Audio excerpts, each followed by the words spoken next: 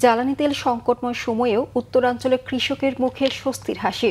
জলবায়ুর নেতিবাচক প্রভাব থাকলেও বৃষ্টি হয়েছে আশাতীত, তাপমাত্রাও রয়েছে সহনীয় পর্যায়ে। বিস্তৃত বোরো জমি সেজেছে গাঢ় সবুজ রঙে। শুধু সেচের সাশ্রয় হয়েছে প্রায় 573 কোটি টাকা।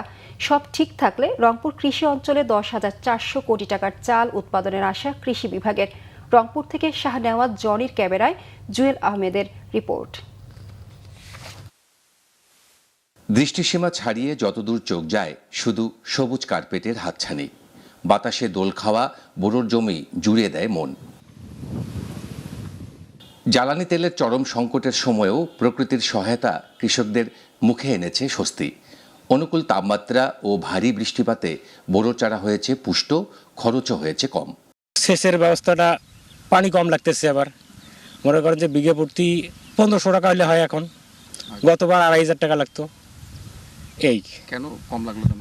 এবার একটু বৃষ্টি ভালো, গতবারের থেকে এবার একটু ভালো আছে। গতবার কিসে না বাড়তেছে? খরচ কমতেছে অনেক, পানির সমস্যা নাই, কোনোটার সমস্যা নাই। গতবার 10টা সেচ লাগছে, এবার 6টা লাগবে। আবহাওয়া অধিদপ্তর বলছে জলবায়ু পরিবর্তনের প্রভাব থাকলেও এবছর বৃষ্টি হয়েছে সহনীয় মাত্রায়।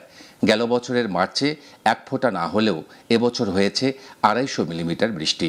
আর এতেই কৃষকের সেচ সাশ্রয় হয়েছে প্রায় 573 কোটি টাকা।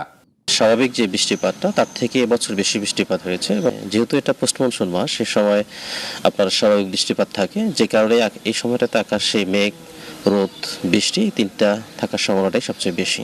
সবকিছু ঠিক থাকলে উত্তরের বোরো এবার অতীতের উৎপাদন রেকর্ড ভাঙবে। এতে দেশের খাদ্য নিরাপত্তা আরও শক্তিশালী হবে দাবি কৃষি বিভাগের। মাঝে মধ্যেই আমরা বৃষ্টি পাচ্ছি এবং আমাদের এখন পর্যন্ত কৃষকের, আমি যদি মনে করি যে হয়তো বা ইতোমধ্যেই তার 4-5টি সেচ কম লেগেছে, অর্থাৎ সেচ খরচ তার বেঁচে গিয়েছে। আর যে মুহূর্তে ডিজেল নিয়ে অনেক ধরনের কথা চলছে, সেই মুহূর্তে এ ধরনের বৃষ্টিপাতকে আমি সৃষ্টিকর্তার পক্ষ থেকে অবশ্যই আশীর্বাদ মনে করি। কৃষি অঞ্চলের 5 জেলায় যে 5,10,000 হেক্টরে বোরো চাষ হয়েছে, তার উৎপাদন ধরা হয়েছে 23,09,000 টন চাল। টাকার অঙ্কে গড় মূল্য প্রায় 10,400 কোটি টাকা। জুয়েল আহমেদ, বাংলা ভিশন, রংপুর।